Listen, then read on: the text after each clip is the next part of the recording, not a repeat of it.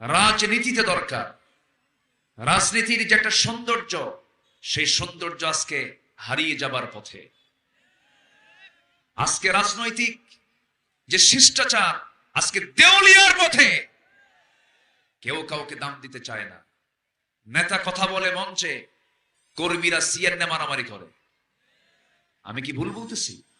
তাহলে আপনি দল, পরিবার, সমাজ, রাষ্ট্র যেখানেই যান, স্নেহ, সম্মান, শ্রদ্ধা এটা সবার পরে না সবার আগে? সবার পরে না সবার আগে? সবার আগে।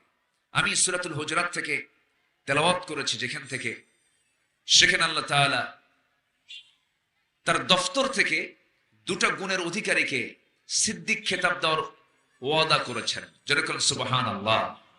যাদের মধ্যে দুটো গুণ থাকবে, আমি তাদেরকে আমার দফতর ওয়াবারাকাতুহু। আসসালামু আলাইকুম ওয়া রাহমাতুল্লাহি ওয়া বারাকাতুহু। إن الحمد لله الأكرم الذي خلق الإنسان وكرم وعلمه من البيان ما لم يعلم، فسبحان الذي لا يحصى امتنانه باللسان ولا بالقلم. نشهد أن لا إله إلا الله وحده لا شريك له، ونشهد أن سيدنا وحبيبنا ومولانا محمدا عبده ورسوله الذي أرسله بالحق بشيرا ونذيرا وداعيا إلى الله بإذنه وسراجا منيرا. فقد قال الله تعالى في كلامه المجيد وفرقانه الحميد: أعوذ بالله من الشيطان الرجيم. بسم الله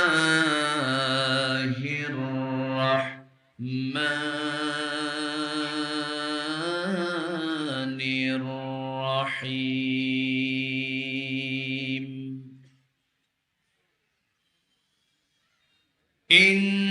إنما المؤمنون الذين آمنوا بالله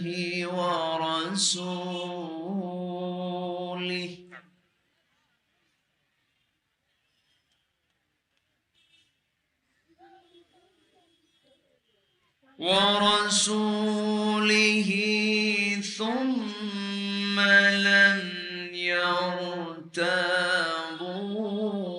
وجاهدوا بأموالهم وأنفسهم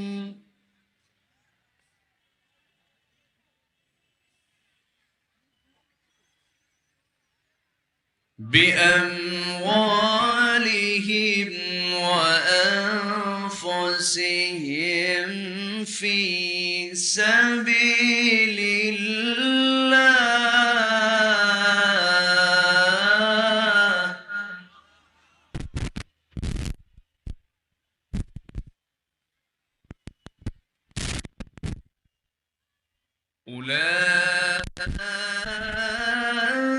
أولئك هم الصادقون.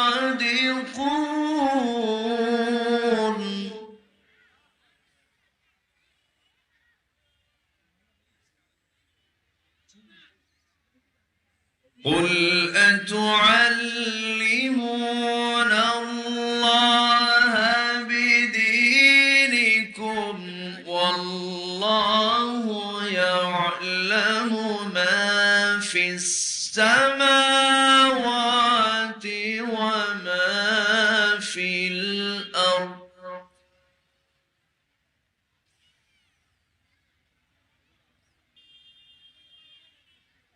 والله بكل شيء عليم.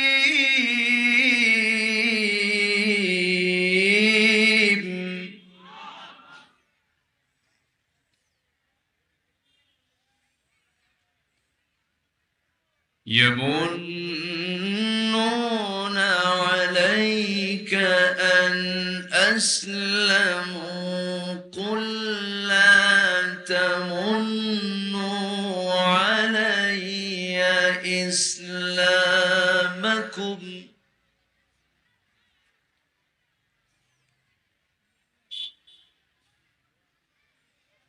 بل الله يمن عليكم أن هداكم للإيمان إن كنتم صادقين.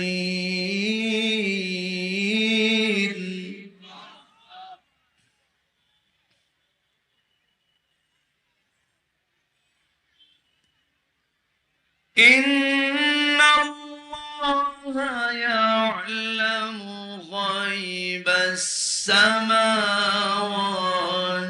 والأرض والله بصير بما تعملون.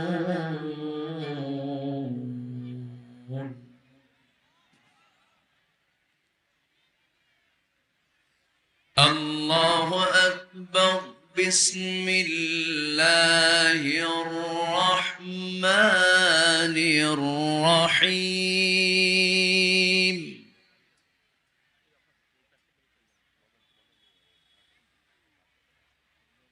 إن الله وملائكته يصلون على النبي يا أيها الذين آمنوا صلوا عليه وسلموا تسليما. اللهم صل على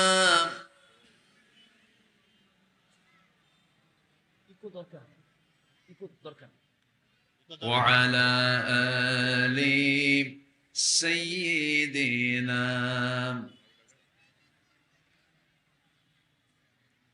একটু মোহাব্বত দিয়ে নবীর প্রেমে মাতোয়ারা হয়ে জবান খুলে জোরালো কণ্ঠে সবাই বলুন আল্লাহুম্মা সাল্লি আলা সাইয়্যিদিনা মাওলানা মুহাম্মদ ওয়া আলা আলি সাইয়্যিদিনা।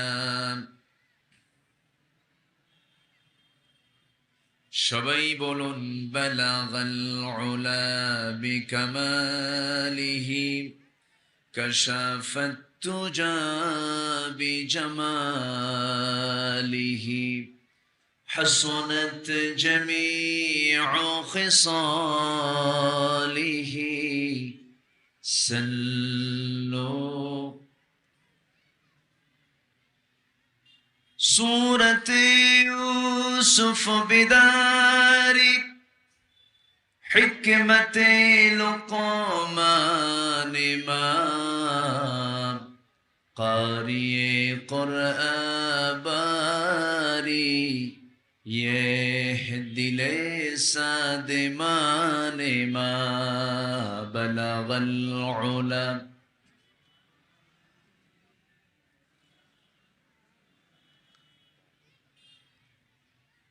حسنت جميع خصاله صلوا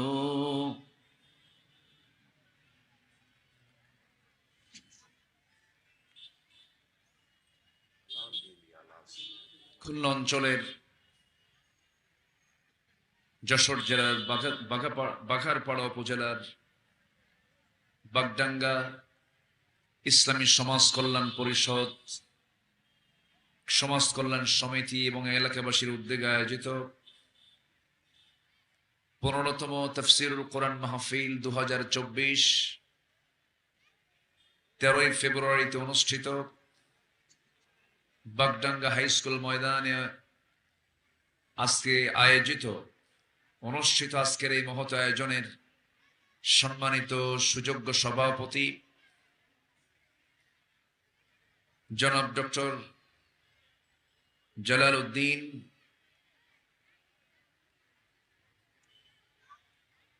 আল কোরআন এন্ড ইসলামিক স্টাডিজ বিভাগ, ইসলামী বিশ্ববিদ্যালয় কুষ্টিয়া।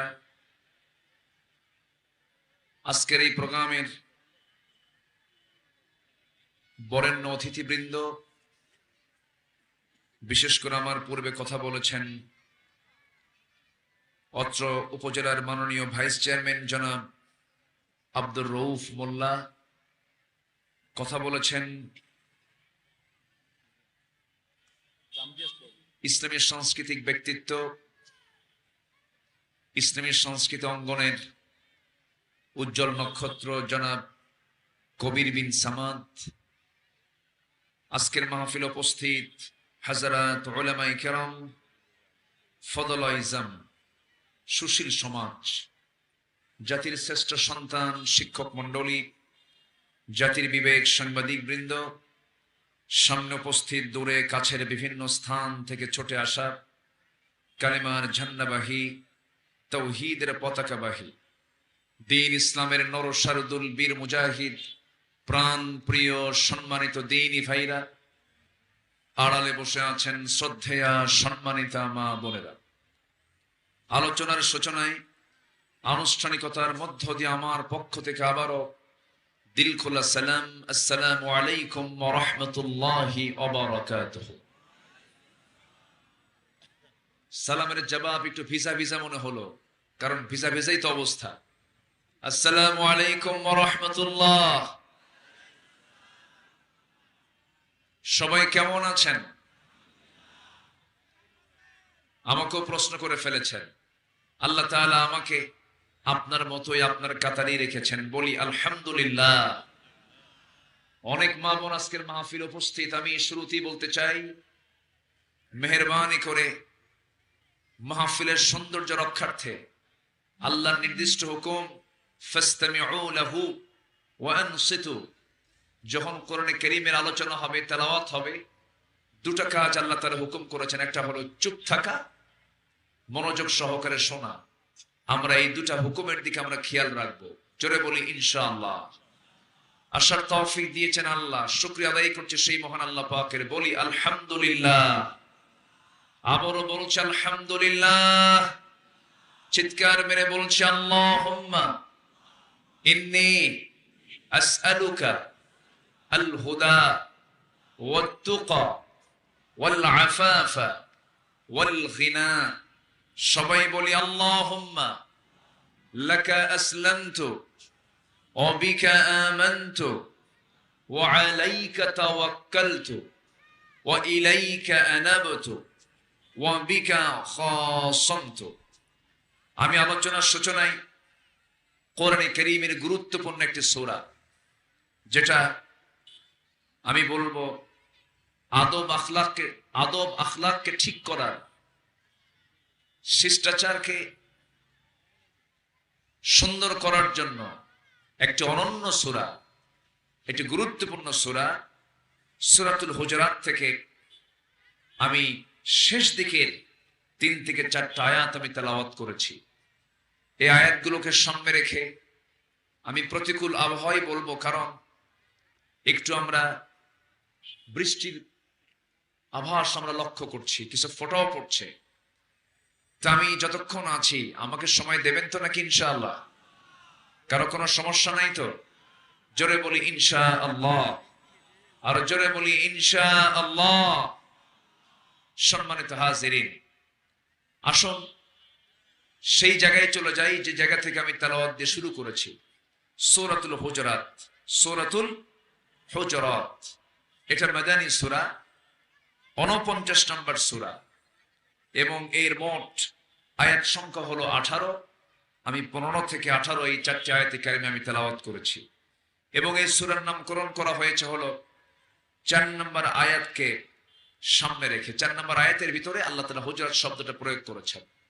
আল্লাহ রাব্বুল আলামিন বলেন, ইন্নাল্লাযীনা ইউনাদুনাকা মিন ওয়ারাইল হুজুরাতি আকসারুহুম লা ইয়াকিলুন। জোরে বলি আল্লাহু আকবার। মিন ওয়ারাইল হুজুরাত, এই হুজুরাত থেকে আল্লাহ তাআলা এই সূরার নামকরণ করেছেন। এই সূরার নাযিলের প্রেক্ষাপট হলো, আমার নবীর সামনে দুজন সাহাবী, সবাই এই দুজন সাহাবীর নাম বললেই চিনে ফেলবেন। খুব দামি দুজন সাহাবী, যারা দুনিয়াতে বসে জান্নাতের সংবাদ পেয়েছেন।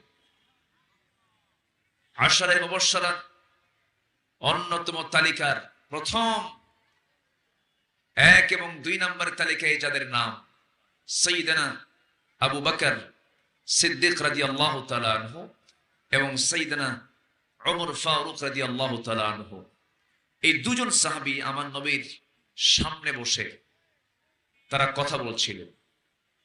তো দুজনের কনভারসেশন, তাদের বাক্যালাপের মাঝে হঠাৎ করে তাদের কথার আওয়াজটা আমার নবীর চাইতে বেশি উঁচু হয়ে যায়, বড় হয়ে যায়, বুলন্দ হয়ে যায়। আমার নবীজির কাছে এটা কষ্টের কারণ মনে হলো। আমার নবীজি একটু এটা মনোকষ্ট ফিল করলেন। তার কাছে এটা একটু বিরক্তিকর মনে হচ্ছিল। তো আমার আল্লাহ, আমার রাসূলের কাছে যদি কোনো কিছু যদি বিরক্তিকর মনে হয়, আমার আল্লাহ কি সহ্য করতে পারবেন? আসতে বলবেন না, পারবেন? পারবেন। আল্লাহ রাব্বুল আলামিন সঙ্গে সঙ্গে আয়াত নাযিল করলেন, ইয়া আইয়ুহাল্লাযীনা আমানু লা তারফাউ আসওয়াতাকুম ফাওকা সাওতিন নবী ওয়ালা তাজহারু লাহু বিল কওলি কাজহরি বা'দিকুম লিবা'দিন আন তাহবাতা আ'মালুকুম وأنتم لا تشعرون। জোরে বলুন আল্লাহু আকবার।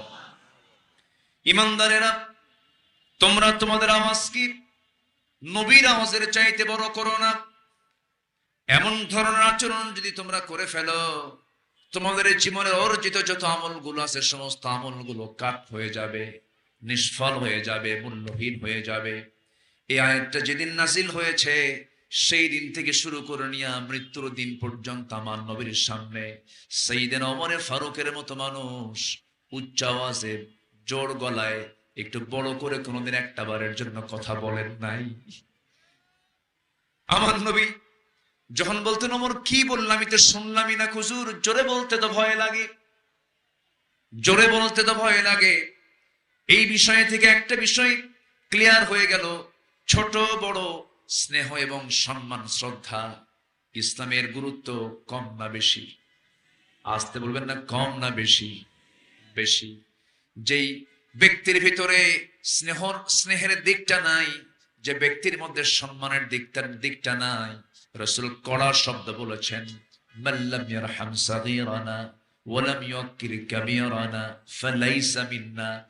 যাদের ভিতরে, আমাদের মধ্যে যাদের ভিতরে স্নেহ নাই, অর্থাৎ ছোটদেরকে স্নেহের পরশ যাদের মধ্যে কাজ করবে না, বড়দের প্রতি যাদের সম্মান বোধ জাগ্রত হবে না, রাসূল বললেন স্নেহ সম্মান যার মধ্যে নাই, সে আমার কোনো উম্মত না, সে আমার কেউ না। তাহলে এই বড় একটা অর্জন, গুণ প্রত্যেকটা জায়গায় থাকার দরকার আছে না নাই? পরিবারে দরকার আছে না? আসতে বলে, পরিবারে দরকার আছে না নাই? যদি না থাকে সন্তান বাপকে দাম দেবে? আচ্ছা, বাপ সন্তানকে স্নেহ করবে? করবে না। বড় ভাই ছোট ভাইকে স্নেহ করবে? ছোট ভাই বড় ভাইকে সম্মান দেখাবে? না। তাহলে পরিবারে দরকার, সমাজে দরকার তো নাই নাকি? এই জিনিসটা নাই, দরকার কোথায়? সব জায়গায় দরকার, সমাজেও দরকার, রাজনীতিতে দরকার। রাজনীতির যে একটা সৌন্দর্য, সেই সৌন্দর্য আজকে হারিয়ে যাবার পথে।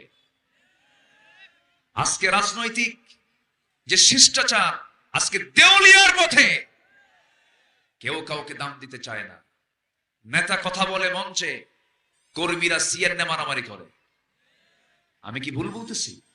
তাহলে আপনি দল, পরিবার, সমাজ, রাষ্ট্র যেখানেই যান, স্নেহ, সম্মান, শ্রদ্ধা এটা সবার পরে না সবার আগে? সবার পরে না সবার আগে? সবার আগে। আমি সূরাতুল হুজুরাত থেকে তেলাওয়াত করেছি, যেখান থেকে সেখানে আল্লাহ তাআলা তার দফতর থেকে দুটা গুণের অধিকারীকে সিদ্দিক খেতাব দেওয়ার ওয়াদা করেছেন। যেরকম সুবহানাল্লাহ। যাদের মধ্যে দুটো গুণ থাকবে, আমি তাদেরকে আমার দফতর থেকে সিদ্দিক খেতাব দিয়ে দেব, অধিক সত্যবাদীর খেতাব আমি তাকে দিয়ে দেব। আমরা এই দুটো গুণ আজকে আমরা শিখে আমল করব, আমল করার নিয়তে শুনবো। জোরে বলি ইনশাআল্লাহ। আজকের এই বৈরী আবহাওয়া, এটা প্রতিকূল আবহাওয়া আমরা দুপুর থেকে খেয়াল করছি। এর মাঝেও আপনারা যে কষ্ট করে বসে আছেন, এটা বিশাল একটা দিক। আমি খুবই খুশি, আমি খুবই আনন্দিত। আমাদের ভাইস চেয়ারম্যান মহোদয়ের সাথে এর আগেও দেখা হয়েছিল। অত্যন্ত বিনয়ী মানুষ, ভদ্র মানুষ। আমার কাছে ওনার আচরণ, ওনার যে মুআমালা, ক্ষণিকের সময়ের জন্য মঞ্চে বসে যে কথাবার্তাগুলো অত্যন্ত মার্জিন মনে হলো। আল্লাহ তুমি তাকে দ্বীনের খেদমতে আঞ্জাম দেওয়ার তৌফিক দিয়ে দাও। জোরে বলি আল্লাহুম্মা আমিন। আসুন আমরা সে আয়াতের দিকে আস্তে আস্তে চলে যাচ্ছি। প্রেক্ষাপটটা আমরা শুনলাম, আমরা মূল আলোচনার দিকে আস্তে আস্তে ফিরে যাচ্ছি। আমার পাশে যিনি বসে আছেন, আজকের মাহফিলের যিনি অনারেবল প্রেসিডেন্ট, আপনার বাড়িও মনে হয় এখানে? জি। এটা তো উনি শুধু আপনাদের সম্পদ না, তো ওনার বাড়ি এখানে। হয়তো আপনারা মনে করবেন এটা আমাদের সন্তান, ঠিক আছে। উনি শুধু এই এলাকার সম্পদ নন, তিনি হচ্ছেন এই দেশের জাতীয় সম্পদ। বলি আলহামদুলিল্লাহ। জোরে বলি আলহামদুলিল্লাহ। তিনি হচ্ছেন ওস্তাজুল আসাতিজা, মানে ওস্তাজদের তিনি ওস্তাজ। শুধু শিক্ষক তিনি না, শিক্ষকদের তিনি শিক্ষক। হাজার হাজার ছাত্র তার। জি আলহামদুলিল্লাহ। হাজার হাজার অসংখ্য তার ছাত্র আজকে দেশের বিভিন্ন খেদমতে তারা আঞ্জাম দিচ্ছে। আলহামদুলিল্লাহ। আলহামদুলিল্লাহ বলেন, জোরে বলি আলহামদুলিল্লাহ। আপনারা একটা রত্ন পেয়েছেন, আমি খুবই খুশি। অনেক জায়গায় সভাপতি এমন সভাপতি পাই, উনি বিসমিল্লাহ বলতে পারেন না, জোর করে সভাপতি। আছে না এরকম? আছে না? আমার সভাপতি করবা, নচেত কিন্তু, বুঝেন না, নচেত কিন্তু শূন্যস্থান দিয়ে দিলাম, বুঝে নেন। তো আমরা এরকম পাইনি। আজকে আমরা একজন যোগ্য জায়গায় একজন যোগ্য মহান ব্যক্তিকে পেয়েছি। বলি আলহামদুলিল্লাহ। জোরে বলি আলহামদুলিল্লাহ। সম্মানিত ভাইরা, আমার কথা কি শোনা যায়? সবাই আমার কথা বুঝতে পারছেন তো? ওই পানি যদি পড়ে, পানি কি এখন পড়ছে আর? আচ্ছা, পানি আর নাই তো? যে আমি খুব টেনশনে ছিলাম, মানসিক চাপে ছিলাম যে আমি তো শুরু করতে যাচ্ছি। আল্লাহ, বৈরী আবহাওয়ায় আমি কি করব? আমি আলোচনা চালাচ্ছি আর মনে মনে শুধু ফিকির করছি, আল্লাহ তোমার জিকিরে বসছি, তোমার কাছে সাহায্য চাচ্ছি।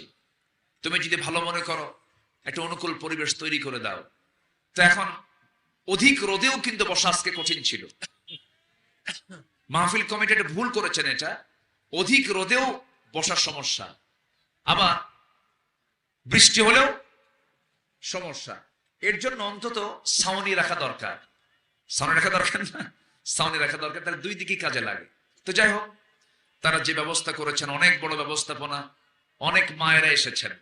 আমি মাদের কাছে একটু আরজ রাখবো, মেহেরবানি করে আলোচনা চলাকালীন অবস্থায় দয়া করে কানাকানি, ফিসফিসানি, গল্প গুজব এগুলো এড়িয়ে চলতে হবে, নচেত আপনাকে গুনাহগার হতে হবে, আপনাকে গুনাহগার হতে হবে। এই দিকটা খেয়াল রেখে মেহেরবানি করে আমার মা একটু চুপ থাকলে ভালো হয়। আসুন আমরা তেলাওয়াতকৃত আয়াতের দিকে আস্তে আস্তে চলে যাচ্ছি। সম্মানিত ভাইয়েরা, আমরা পৃথিবীর কোন দফতর থেকে পুরস্কার নিতে চাই না, কারণ আমাদের পৃথিবীর বিভিন্ন দফতর থেকে সুদখোরদেরকেও নোবেল পুরস্কার দেওয়া হয়। আস্তে কয়, সুদখোর নোবেল পুরস্কার পায় না। যুদ্ধবাজ যুদ্ধবাজ যাদের নীতি হলো যুদ্ধ করা, যাদের মধ্যে কোনো নীতি নৈতিকতা নাই, তাদেরকেও নোবেল পুরস্কার দেওয়া হয়। চোর ডাকাতদেরও পুরস্কার দেওয়া হয়।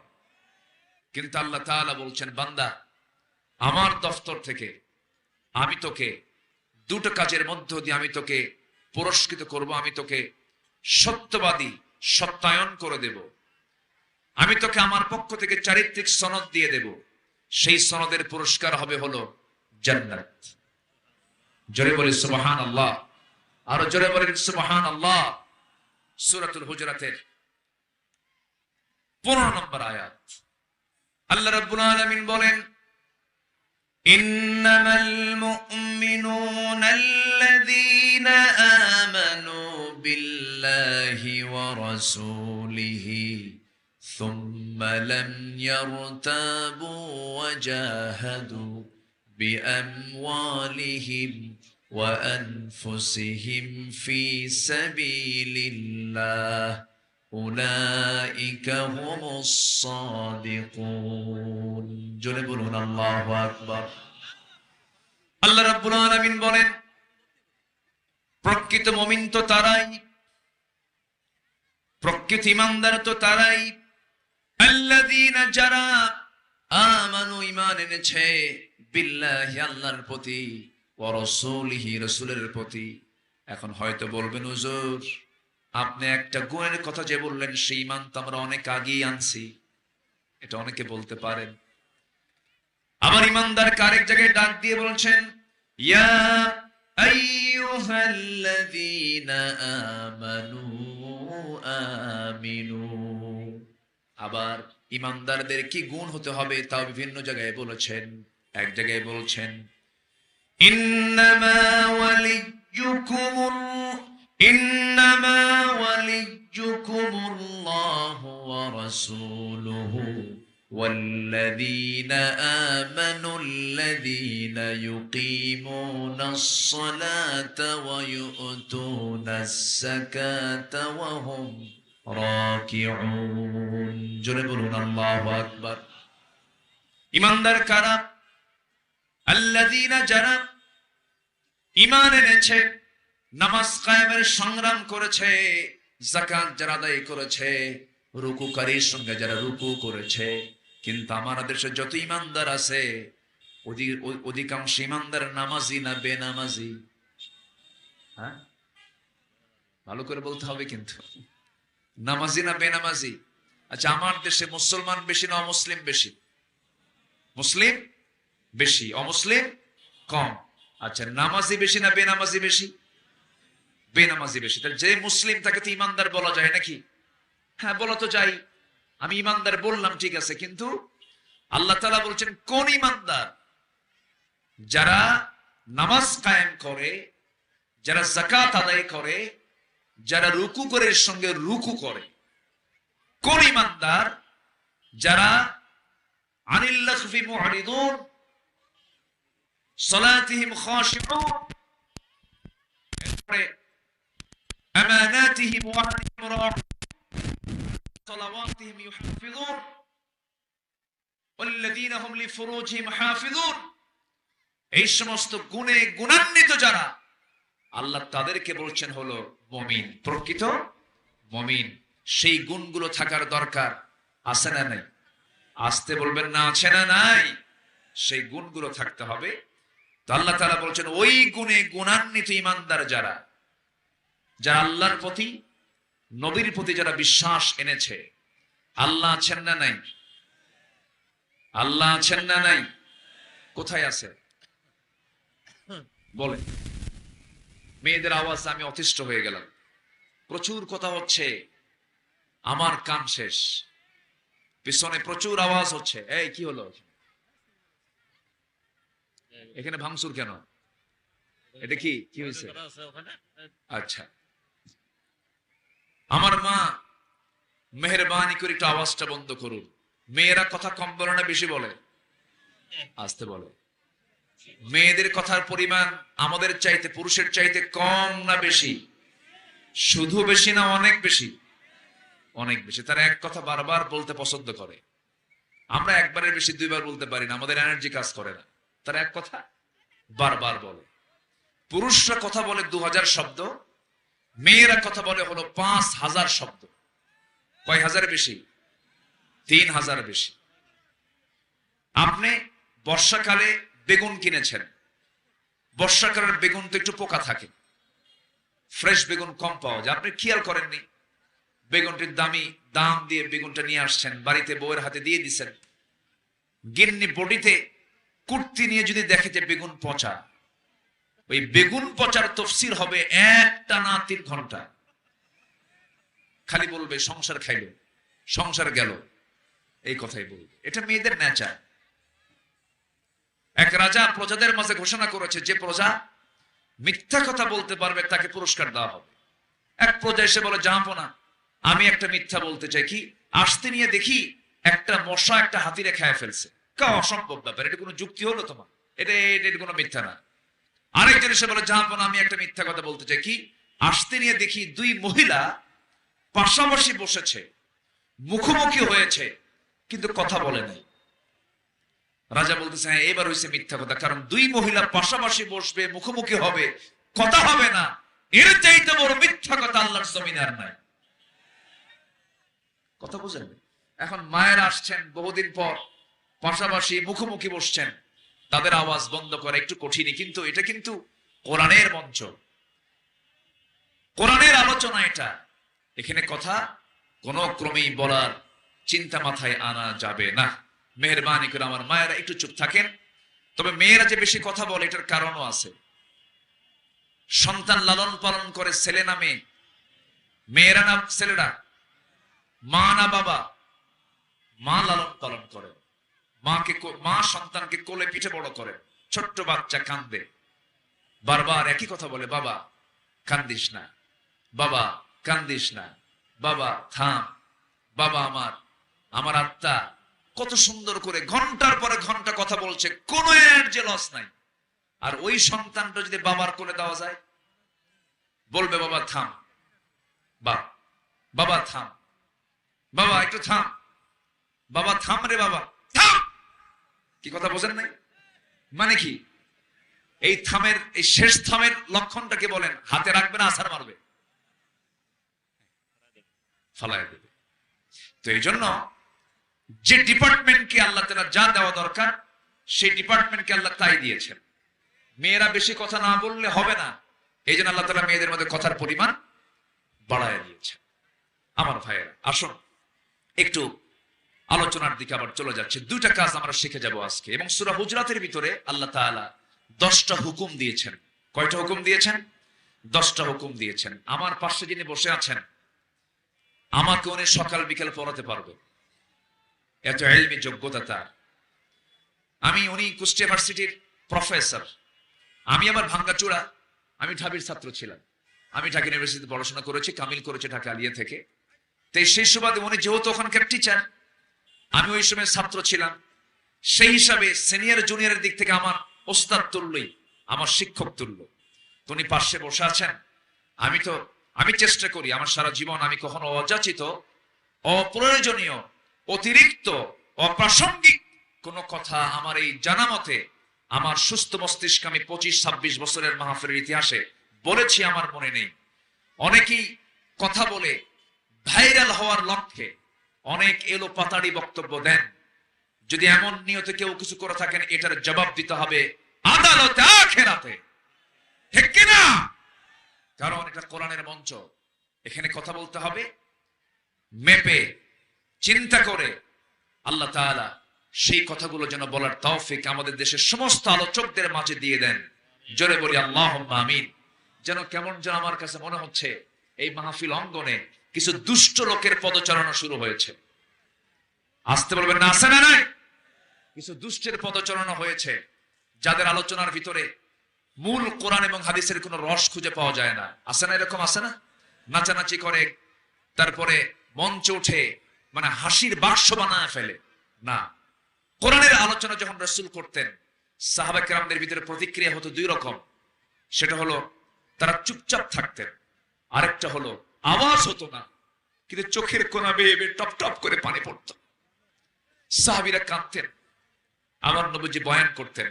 আর আরেকটা প্রতিক্রিয়া হলো আল খুতবাতুন নারিয়াহ, আগুন ঝরানো বক্তব্য যখন রাসূল দিতেন, সাহাবা কেরামদের রক্ত টকবক করত।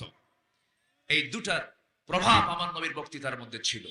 সম্মানিত ভাইয়েরা, তাহলে আমরা দুটো আমল শিখে যাব আজকে। আমরা ইমান তো আনছি, ঠিক আছে, আমার দেশে তো বহু ইমানদারও আছে, নামই ইমান আলী। নাম কি?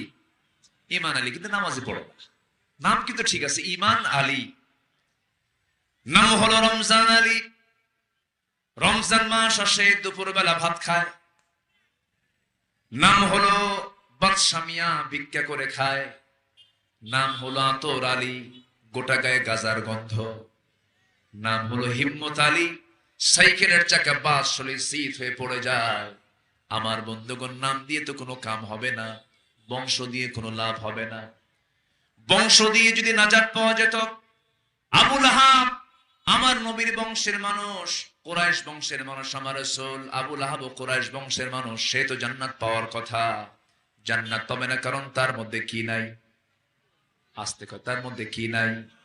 আবু তালেব যদিও কাফের ছিলেন, ভদ্র কাফের, নবীর বিরুদ্ধে কখনো যান নাই, বিরুদ্ধচারণ করেন নাই, বরং আমার নবীর পিতৃব্যের ভূমিকা পালন করেছেন, বীর দায়িত্ব পালন করেছেন, ব্যবসাগুলো শিখিয়েছেন, ভাষাগুলো শিখিয়েছেন।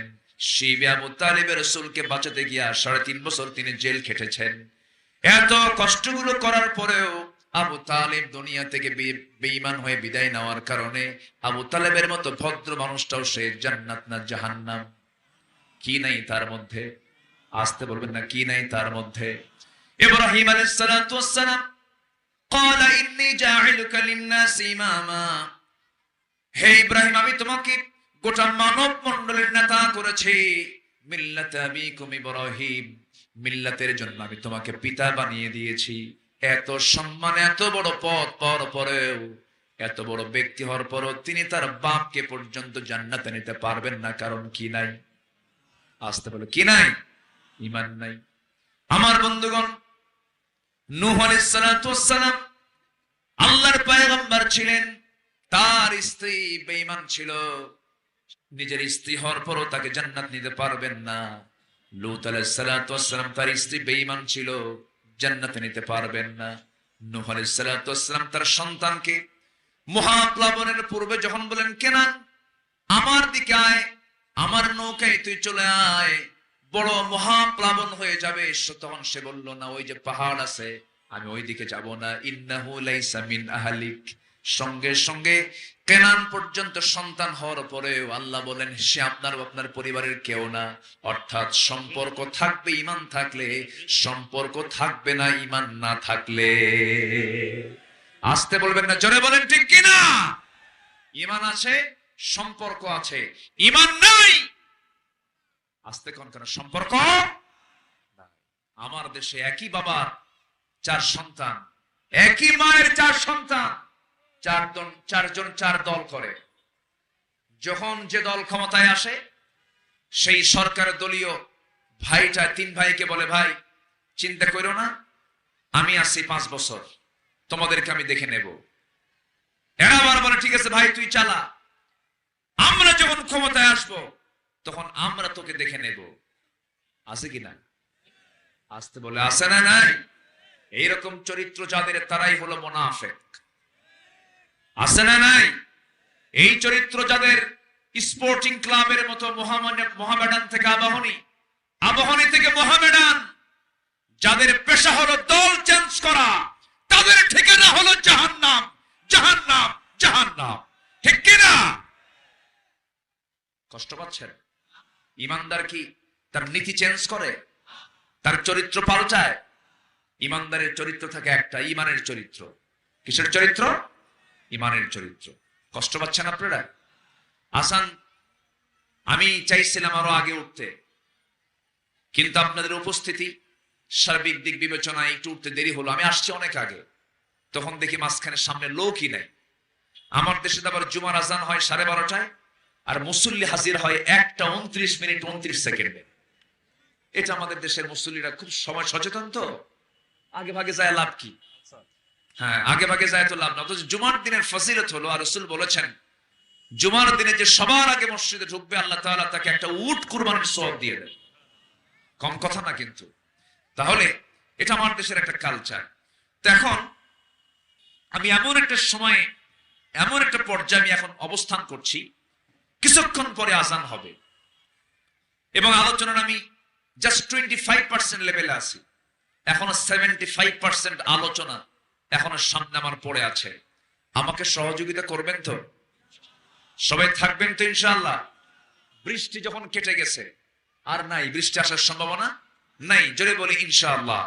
আচ্ছা, এখন সামনে এখন আসরের নামাজ আছে। আসরের সালাত যদি নির্দিষ্ট সময়ে পড়তে যাই, এই মাহফিল কি আর পুনরায় সাজানো সম্ভব হবে? হবে না। তাহলে বৃহত্তর দিক বিবেচনা করে আমাদের যোগ্য সভাপতি সাহেবের পরামর্শ ক্রমে নামাজকে যদি আমরা একটু আও আখির নয়, আও সাত উম্মাতান ওয়াসাতা, আমরা উম্মত তো মধ্যম, উম্মাতান ওয়াসাতা, আমরা যদি আউয়ালে না আখিরে নয়, আমরা যদি আওসাত মাঝামাঝি সময় জাস্ট 4:50 আমরা নামাজ পড়ি, কেমন হয় বলেন?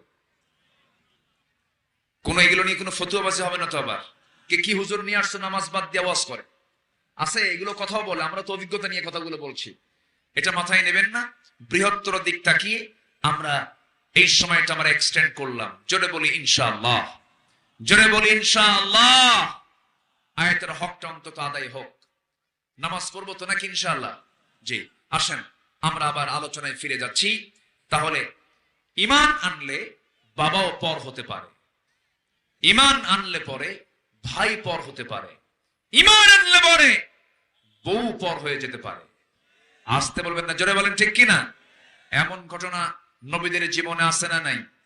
সাহাবাদের জীবনে আছে না নাই? আচ্ছা, ছেলে ইসলাম কবুল করেছে, এক সাহাবী। ছেলে ইসলাম কবুল করার কারণে মা অনশনের ডাক দিয়েছি, অনশন করতেছে, খাবো না, আমি কোনো খাবার মুখে নেব না রে সন্তান, তুই যতক্ষণ না তুই মুহাম্মদের দরবার না ছাড়বি, ইসলাম না ছাড়বি। সেই সাহাবী নবীর কাছে এসে বলছেন, ইয়া রাসূলুল্লাহ, আমার মা আমার বিরুদ্ধে অনশনের ডাক দিয়েছে, খাওয়া বন্ধ করে দিয়েছে। আমার নবীজি বললেন, ও সাহাবী, সবার আগে ঈমানকে প্রাধান্য দিতে হবে। ওই সাহাবী গিয়ে মার সামনে দাঁড়িয়ে বলছে, মা, আমি তোমাকে সম্মান করি, শ্রদ্ধা করি, আমি তোমাকে ইজ্জত করি, তুমি আমার জন্ম দিয়েছ, তোমার মাধ্যম দিয়ে আমি পৃথিবীর চেহারা দেখতে পেয়েছি, কিন্তু এই দুনিয়াতে তুমি মা আমার কাছে যেমন দামি, তার চাইতে হাজার নয় লক্ষ লক্ষ কোটি কোটি গুণে দামি হলেন আমার আল্লাহ তাআলা। আমি আল্লাহকে ছাড়তে পারবো না, রাসূলকে ছাড়তে পারবো না। সে আল্লাহকে রাসূলকে যদি পেতে গিয়া তুমি আমার মা যদি 1000 বার মরে যাও, 1000 বার যদি জিন্দা হও, এই 1000 বার আমাকে যদি বারবার বলতে থাকো, আমি আমার দিন থেকে, ঈমান থেকে আমি এক চুল পরিমাণ নড়বো না। আর আমার দেশে 10 টাকা পাইলেই ঈমান সেন্স আসতে কয়, আসে না নাই? আসে, ঈমান চেঞ্জ হয়ে যায়, ঈমান বিক্রি করে ফেলে দেয়। এমন ঠনকে ঈমান আনা যাবে না, এমন ঠনকে ঈমান আনলে পরে ঈমানটা ফুসুকের দিকে চলে যাবে, ঈমানটা শিরকের দিকে চলে যাবে, বিদআতের দিকে চলে যাবে, কুফরের দিকে চলে যাবে, নিফাকের দিকে চলে যাবে। এই জন্য মজবুত ঈমান টানতে হবে। আল্লাহ তাআলা কোন ঈমানের কথা বলেছেন? ওয়াল্লাযীনা আমানু ওয়া লাম ইয়ালবিসু ঈমানাহুম বিযুলমিন উলাইকা লাহুমুল আমনু ওয়া হুম মুহতাদুন। ঈমান যারা আনবে এবং যারা ঈমানকে জুলুমের দ্বারা আচ্ছাদন করবে না, জুলুম আই শিরক, শিরকিরে দ্বারা যারা আচ্ছাদন করবে না, আল্লাহ তাআলা বলছেন ওই সমস্ত বান্দাগুলো নিরাপত্তা পেয়ে যাবে, তারাই হেদায়েত প্রাপ্ত বান্দা হয়ে যাবে আমার। এই জন্য ঈমান টেনেছি। ঈমানের ক্যান্সার আছে না নাই বলেন? মানুষের দেহের যেমন ক্যান্সার আছে, ঈমানের কিছু ক্যান্সার আছে। ঈমানকে ক্যান্সার আক্রান্ত করা যাবে না। ক্যান্সার ধরলে পরে ঈমান দিয়ে জান্নাত যাওয়া যাবে না। ঈমানকে মজবুত করব আমরা। আমার বন্ধুগণ, একটা কথা মাথায় রাখবেন, কোরআন তেলাওয়াতে পৃথিবীর কোন দেশ বাধা দেবে না। আমেরিকায় গিয়ে আপনি তেলাওয়াত করেন, কেউ আপনাকে বলবে না। জো বাইডেনের দেশ আপনাকে বাধা দেবে না। ঋষি সুনাকের দেশ আপনাকে বাধা দেবে না। এরপরে ভ্লাদিমির পুতিনের দেশ আপনাকে বাধা দেবে না। দামোদর দাস নরেন্দ্র মোদীর দেশ আপনাকে বাধা দেবে না। কোন পৃথিবীর কোন দেশ আপনাকে কোরআন তেলাওয়াতে বাধা দেবে না। বরং আপনি কোরআন তেলাওয়াত করবেন, পুরস্কৃত হবেন, ফুলের মালা পেয়ে যাবেন। কিন্তু কোরআন তেলাওয়াতে রক্ত ঝরাতে হয় না। কিন্তু কোরআনকে প্রতিষ্ঠার জন্য যখন আপনি যাবেন, তখন রক্ত ঝরাতে হয়। আসতে বলবেন না, জোরে বলেন ঠিক কিনা? আমার দেশে কোরআনের খেদমত করে অনেকে রাষ্ট্রীয় পুরস্কার পাচ্ছে, আবার অনেকে এই কোরআন প্রতিষ্ঠার খেদমত করতে গিয়ে ফাঁসির মঞ্চে হাসতে হাসতে ঝুলে ঝুলে দুনিয়া থেকে বিদায় নিচ্ছে। সেই কোরআন প্রতিষ্ঠার সংগ্রামে যে বান্দা পিছিয়ে থাকবে, সেই বান্দার অবস্থান হচ্ছে আল্লাহর ভাষায়, কোরআনের ভাষায়, সে হচ্ছে মুনাফিক। অতএব সেই কোরআন প্রতিষ্ঠা হোক সর্বস্তরের সব জায়গায়। সবাইকে আমরা চাই। এই সমর্থন কি সবার আছে? আল্লাহকে সাক্ষী রেখে, আকাশের মালিক আল্লাহর আকাশের দিকে হাত তুলে সাক্ষী রেখে বলে দেন, আমরা চাই।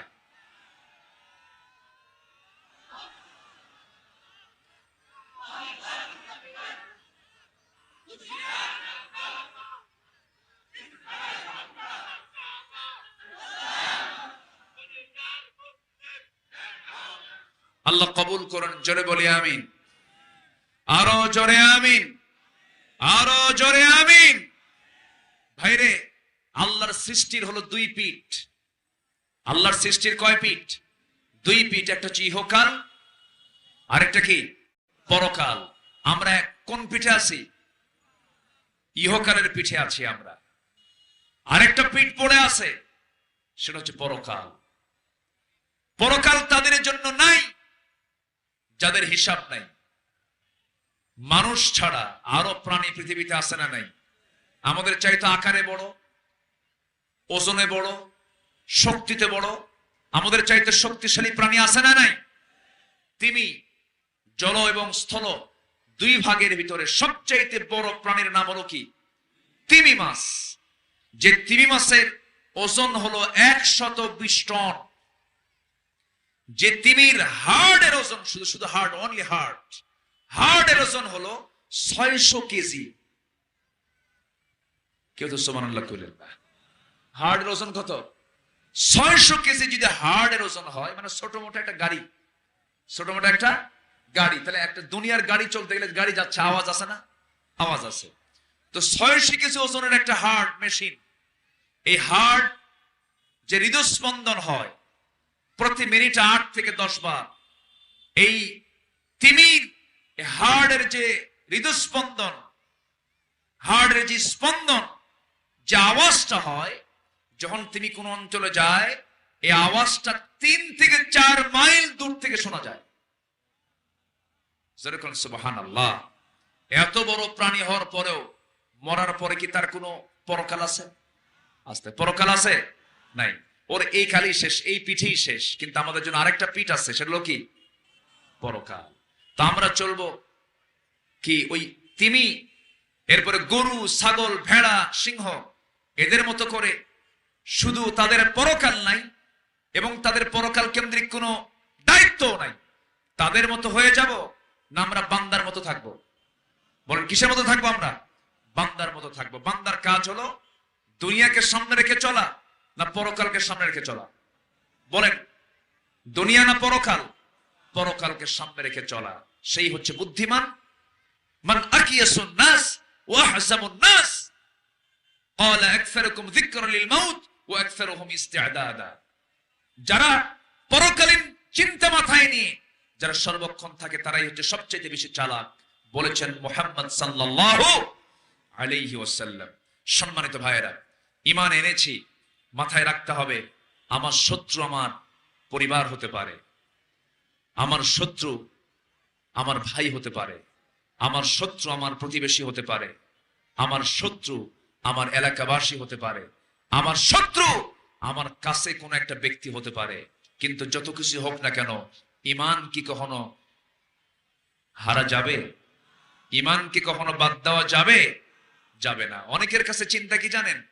দুই দিকেই থাকবো, আল্লাহ খুশি থাক, শয়তানও বেজার না হোক। এই টাইপের কিছু লোক আছে না নাই? মানে মসজিদে নামাজ পড়ি, হোটেলে গিয়েও মদ খাই, আল্লাহ খুশি হোক, শয়তান আবার বেজার করার কি দরকার? ও তো একটা পদে আছে, ওরে আবার অসন্তুষ্ট করার কি দরকার? এরকম চাহিদা অনেকের আছে না নাই বলেন তো? ওই লোকের মতো এক বেচারে গেছে কোরবানির আগের জুমার নামাজ পড়ার জন্য, কোরবানির আগের জুম্মা নামাজ পড়ার জন্য গেছে। তো খুতবা ইমাম সাহেব কিসের খুতবা দেয়? সেই সব খুতবায় কোরবানির। তো কোরবানির তাৎপর্য শীর্ষক আলোচনায় এত গুরুত্বপূর্ণ বয়ান দিছে খতিব কোরবানির উপরে। এই চোর চিন্তা করলো, সে বেচারি চোর, সে চিন্তা করলো এত সুন্দর খুতবা কোরবানির তাৎপর্য নিয়ে, জীবনে তো বহু গুনাহ করছি, কোরবানি দিয়ে এই গুনাহগুলো আমার মিটাই নিতে হবে। সে ভাবতেছে আমি কোরবানি দেব। করছে কি? গরু এখন চুরি করে আনতেছে। কিসের নিয়তে? আস্তে কিসের নিয়তে বলেন? কোরবানির নিয়তে। তো গরু চুরি করে আনতেছে, মসজিদের সামনে দিয়ে ফজরের সময় ওযু করার জন্য ইমাম সাহেব বাইরে আসতেছেন, দেখে ফেলছেন যে একজনের হাতে গরু। কে এত রাতে গরু? কোথায় গেছিলে তুমি? এই গরু পাইলা কোথায়? হুজুর আপনার জন্যই তো, আমি তো এই গরু আনতাম না, আপনার জন্যই আনছি। কেন? আপনার খুতবা শুনে আমি মুগ্ধ হয়ে গেছি। কারণ কোরবানির যে সওয়াব, পশমে পশমে একটা করে নেকি, আমার জীবনে কত গুনাহ আছে, এই গুনাহগুলো তো আমার অন্তত আমার জীবন থেকে মাইনাস করার জন্য কোরবানি দেওয়া দরকার। তো গরু পাইছো কোথায়? হুজুর চুরি করে আনছে। তো চুরি করে আনছো গরু, আমি কি চুরি করতে বলছি নাকি? কোরবানি কি চুরি করে আনলে কোরবানি হবে? তাই হুজুর আমি জানি। আপনি এটা বলবেন যে চুরি করা কোরবানি তো হবে না, চুরি করা পশু দিয়ে কোরবানি দিলে তো হবে না, এটা আমিও জানি যেটা হবে না হয়তোবা। কিন্তু আমি চিন্তা করলাম, আমি যোগ বিয়োগ করে দেখি, কোরবানি দেওয়ার সওয়াব আর চুরি করার গুনাহ প্লাস মাইনাস মাইনাস, মাঝখান থেকে আমার সওয়াব না হলেও গোশত খাওয়া তো বোনাস। এরকম হিসাব কষা কিছু সুযোগ সন্ধানী ইমানদারের নামে, ইমানদার নামে চালিয়ে দিচ্ছেন এমন কিছু বদমাইশ মুনাফিক সমাজে আছে না নাই? আসতে বলবেন না আছে না নাই? কিন্তু আল্লাহর বক্তব্য হচ্ছে ফামান ইয়াকফুর বিত্তাগুত ওয়া ইউমিন বিল্লাহ। আগে তাগুতের কাফের হও, এরপর ঈমান আনো। কার উপরে? আসতে বলবেন না কার উপরে? আগে তাগুত গুলোকে ছেড়ে দাও। সমাজে সুদ আছে না নাই? সুদের পক্ষের লোক আছে না নাই? তারা সুদকে প্রতিষ্ঠা করতে চায়। সুদের, জুয়ার, মদের, পতিতাবৃত্তির কারবার যশোর জেলায় আছে না নাই? ওরা কি কখনো চাবে এই জমিন আল্লাহর দিন কায়েম হোক? মদ বিক্রি হয় বছরে গোটা বিশ্বে $1600 বিলিয়ন। পতিতাবৃত্তি বার্ষিক বিশ্বব্যাপী তাদের লেনদেন হয় প্রায় $400 বিলিয়ন। কম্পিউটার গেমস, এগুলোর লেনদেন হয় বছরে বিশ্বব্যাপী প্রায়, বৈশ্বিক বাণিজ্য হয় প্রায় $54 বিলিয়ন। এরকম করে অবৈধ আরো যে বিজনেস গুলো আছে সবগুলোকে এক জায়গায় করলে মিলিয়ে দাঁড়ায় বছরে $2685 বিলিয়ন। এই যে $2685 বিলিয়ন যে বিজনেস চলছে আন্তর্জাতিক ভাবে, মদ, জুয়া, পতিতা, আকাম কুকামের পিছনে, আপনি বলেন তো এই দেশে এই সমস্ত অপকর্মের যারা প্রতিনিধি, ওরা কি কখনো চাবে এই জমিনে মদ বন্ধ হোক, সুদ বন্ধ হোক, জেনা বন্ধ হোক, পতিতাবৃত্তি বন্ধ হোক? এরা চাবে? তো ওরা চাবে না। আপনি কি চান না এই জমিন আল্লাহর দিন কায়েম হোক? আপনারা চান না? সবাই চান না? তা আপনি চাচ্ছেন, ওরা চাচ্ছে না। এই যে চাচ্ছেন আর ওরা চাচ্ছে না, এর মধ্যে অবশ্যই সংঘর্ষ, এর মধ্যে অবশ্যই দ্বন্দ্ব, এর মধ্যে অবশ্যই লড়াই আছে না নয়? যারা লড়াই খুঁজে পাওয়ার পথ পান না, যারা বাতিলের অন্যায়, বাতিলের বিরুদ্ধে অন্যায় করার প্ল্যাটফর্ম খুঁজে পান না, ওদের প্ল্যাটফর্ম হলো শয়তানের প্ল্যাটফর্ম। ঠিক কিনা? সম্মানিত ভাইয়েরা, সাহাবীরা কি করেছেন দেখেন। ঈমান এনেছেন। মা বলে খাবো না, সন্তানকে তুমি না খায় মরো, আমি ঈমান ছাড়ব না। সুবহানাল্লাহ বলবেন না?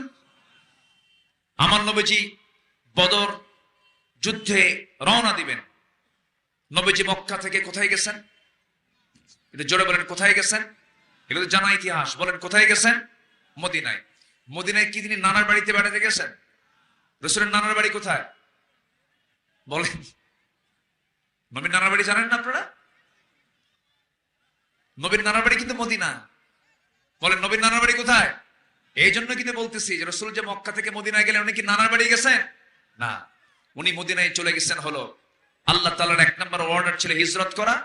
নাম্বার 2 হলো নবীর বিরুদ্ধে হত্যার হুলিয়া জারি করেছিল কুরাইশরা, আবু জাহেলরা। আমার নবী কারো বাড়িতে আগুন ধরায় দেন নাই। আমার নবীজি কোন লোকের গায়ে একটা আঁচড়ও লাগান নাই। আমার নবীজি তার মুখ থেকে কটু কথা বলে কাউকে মনোকষ্ট দিলেন না। যার জীবনের রেকর্ড হলো পৃথিবীতে একজন ব্যক্তির একটা কৌশল করে মিথ্যা কথা বলার ইতিহাস যার জীবনে নাই, সেই নবীজিকে হত্যার হুলিয়া জারি করে রাসূলকে যখন মদিনা মক্কা থেকে বের করে যখন চূড়ান্ত সিদ্ধান্ত নেওয়া হলো,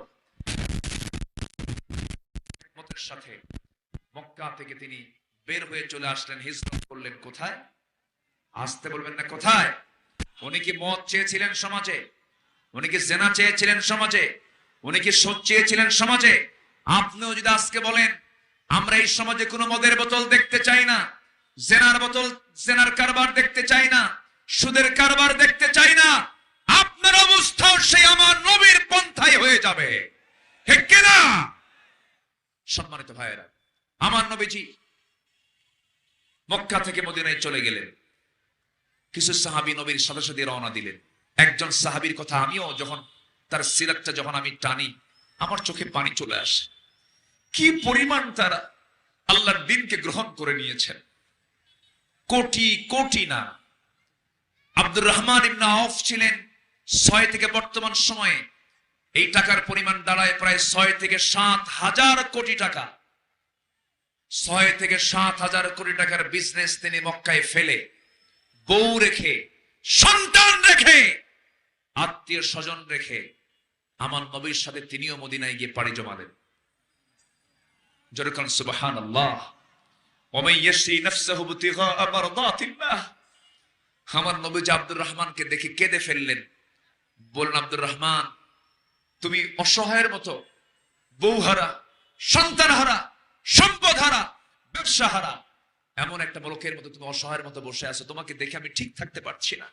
আব্দুর রহমান, তোমার কি কষ্ট হয় না? আব্দুর রহমান ইবনে আউফ, তার মুখে চুল পরিমাণ চিন্তার কোনো সাফ নেই। তিনি তার সুন্দর চেহারায় মুস্কি হাসি মেরে মক্কার ধনকুবের একজন আব্দুর রহমান ইবনে আউফ বলছেন, ইয়া রাসূলুল্লাহ, বউ হেরেছি, সন্তান হেরেছি, ব্যবসা হারিয়ে দিয়েছি, কিন্তু পাইছি কি জানেন? আল্লাহকে পাইছি, রাসূলকে পাইছি। আস্তে করেন সুবহানাল্লাহ, আরো জোরে বলেন সুবহানাল্লাহ। আল্লাহ বলছেন, এই ঈমানটা তোর আন, এই ঈমানটা তোর আন, তোদের হাতে নেতৃত্ব চলে আসবে, তোদের হাতে ক্ষমতা চলে আসবে। ওয়াদাল্লাহুল্লাযীনা আমানু মিনকুম ওয়া আমিলুস সালিহাত লা ইস্তাখলিফান্নাহুম ফিল আরদ। লামে তাকিদ, নুনে তাকিদ। আল্লাহ তাআলা বলছেন, তোদের হাতে আমি আল্লাহ খেলাফত দিয়ে দেব। জোরে করে সুবহানাল্লাহ। সম্মানিত ভাইয়েরা, আমার নবীজি আব্দুর রহমান ইবনে আউফকে বললেন, আব্দুর রহমান, তোমার জন্য কিছু একটা করি। হুজুর, কিচ্ছু করার লাগবে না, আমি খুব ভালো আছি। না, দেখি তো আমি কি করা যায়, দেখি কি করা যায়। ইতিমধ্যে সামনে এক আনসার সাহাবী আসলেন। আনসার কারা? মক্কার না মদিনার? বলেন সবাই, একটু বলেন, একটু বলেন। মক্কার না মদিনার? মদিনার। জানা জিনিস বললেও না ভালো লাগে। জানেন তো সবাই কম বেশি, মুসলমান জানবই তো আমরা। আনসার হলো মদিনার, আর মুহাজির হলো মক্কার। মুহাজির হচ্ছে যারা হিজরত করে চলে গেছেন, আনসার যারা মুহাজিরকে সাহায্য করেছেন। তো আনসার সাহাবীর একজন সামনে দাঁড়ানো। রাসূল বলছেন, আনসার, এইদিকে আসো। আমার আব্দুর রহমান মক্কায় খুব ধনী ছিল, বউ বাচ্চা ছিল, সম্পদ ছিল, এক্সপোর্ট ইম্পোর্টের বিজনেস ছিল, অনেক বড় তার কারবার। আজকে সে অসহায়, তুমি কিছু করতে পারবা? সাহাবী এতটাই খুশি হলেন, আনসার সাহাবী। রাসূল বলছেন, হুজুর, আপনি বলতে দেরি, আমার দিতে দেরি হবে না, আমার কাছে দিয়ে দেন, আমার হাতে দিয়ে দেন। ঘোড়ার পিঠে উঠায় নিলেন। মক্কার ধনকুবের একজন আব্দুর রহমানকে আনসার একজন ধনী সাহাবী তার ঘোড়ার পিঠে উঠায় নিয়ে মদিনার সবচেয়ে বড় দুটো খেজুর বাগান দেখায় দিলেন। হাজার হাজার খেজুর বাগান, হাজার হাজার গাছ বাগানের ভিতরে বিশাল বড় খেজুর বাগান দেখায় দিলেন দুটা। দেখিয়ে বলছেন, ভাই আব্দুর রহমান, এই দুইটা খেজুর বাগান আল্লাহ তাআলা আমাকে দান করেছেন, আল্লাহ তাআলা আমাকে এর মালিক বানিয়ে দিয়েছেন, খনিকের মালিক। রাসূল যেহেতু তোমাকে দায়িত্ব দিয়েছেন, এই দুই বাগানের যে বাগান তোমার পছন্দ হবে, এই মুহূর্তেই আমি এই বাগান আমি তোমার নামে দলিল করে দেব। জোরে বলে সুবহানাল্লাহ। আনসার তো আনসার, আমার নবীজি আনসারকে দায়িত্ব দিয়েছেন। আনসার কি করছেন দেখেন, কি নুসরত করছেন, কি সাহায্য করছেন। এবার বলছেন, ভাই আমি জানি এই মদিনার কোন মেয়ের বাবা তোমার সঙ্গে তোমাকে বিয়ে দেবে না, তোমার সঙ্গে তার মেয়েকে বিয়ে দেবে না। তোমার তো যৌবন আছে, বউটা রেখে চলে আসছে মক্কা থেকে, বিয়ের তো প্রয়োজন। আল্লাহ তাআলা আমাকে দুটা স্ত্রী দান করেছেন, দুজন স্ত্রীর যে কোনো একজন স্ত্রীকে আমি তালাক দেব। নির্দিষ্ট মেয়াদ পার হয়ে যাবে, 3 মাস পরে তুমি আমার বউকে তোমার বউ বানায়া নিবা। বাগান দিয়ে দিলাম, আমার বউ আমি তালাক দিয়ে তোমাকে দিয়ে দেব। আমার তো দুটা স্ত্রী আছে, কোনো সমস্যা নাই। আব্দুর রহমান ইবনে আউফ এই আনসার সাহাবীর কথাগুলো শুনে চোখের পানি ফেলে ফেলে কেঁদে বলছে, ভাই রে, কলিজাটা ধরে গেছে আমার। তোর বউ তালাক দিতে হবে না,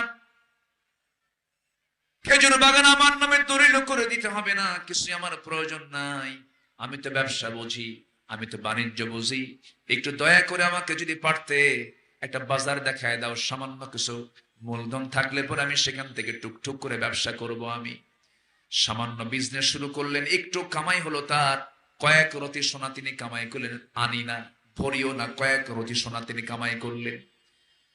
আব্দুর রহমান ইবনে আউফ নিজে বিয়েও করে নিলেন। মদিনায় এসে বিয়ে শাদী করার 3 থেকে 4 দিন পর নবীর কাছে সুন্দর পোশাক পরে, সুন্দর সুগন্ধি লাগায়া নবীর কাছে যখন চলে গেলেন, রাসূল তার চেহারার দিকে তাকায় তিনি অনুমান করলেন আব্দুর রহমান কিছু ঘটনা ঘটায় ফেলছে। রাসূল বলছেন, আব্দুর রহমান, কয়েকটা দিন যাবত আমি তোমাকে দেখি না, তোমার সমস্যার কথা আমি কিছুই তো জানলাম না, কি হলো সমাধান আমাকে তুমি কিচ্ছুই বললে না। আব্দুর রহমান, তুমি একটা কিছু করছো মনে হয়। হুজুর, ঘটনা ঘটাইছে কি, বিয়ে করছি। কি করছি? বিয়ে করে নিয়েছি। রাসূল বললেন, তুমি বিয়ে করলে আমাকে বললে না। হুজুর, পরিবেশ চলে এসেছিল, বিয়েটা করে নিয়েছে, আমি আপনাকে বলার সময় পাই নাই, সুযোগ পাই নাই। রাসূল বলেন, আব্দুর রহমান, বিয়েটা জরুরি কাজ, বিয়ে করে নিয়েছো ভালো কথা, কিন্তু আমার তো দায়িত্ব আছে। তুমি টাকা পাইলা কোথায়, মোহরনা দিলা কেমনে, আমাকে একটু বুঝিয়ে বলো। আব্দুর রহমান ইবনে আউফ বলেন, ইয়া রাসূলুল্লাহ, আপনি যে আনসার সাহাবীকে দায়িত্ব দিয়েছিলেন, আমি টুকটুক করে একটা ব্যবসায় হাত নিয়েছি, আর ব্যবসায় নেমে পড়েছিলাম। সেই ব্যবসায়ী কিছু কামাই হয়েছে, সেই কামাই করা টাকা, মোহরানার টাকা জমা করে দিয়ে দিয়া আমি বউ বানায় নিয়ে আসছি একজন মহিলাকে। আমার রাসূলের সঙ্গে সঙ্গে বলেন, আল্লাহ আমার আব্দুর রহমানের পরিবারে বরকত দাও, ব্যবসায় বরকত দাও। আমার নবীর দোয়াটা এত সুন্দরভাবে মঞ্জুর হয়ে গেল যে আব্দুর রহমান সেদিন থেকে কোনো ছায়ে হাত দিলে ছাইটাও সোনা হয়ে যেত। তাবুক অভিযানের সময় তিনি 3 বস্তা সোনা দান করেছিলেন। আল্লাহ তাআলা তাকে এত পরিমাণ সম্পদ দিয়েছিলেন যে মৃত্যুর সময় তিনি এত পরিমাণ সোনা রেখে গিয়েছিলেন।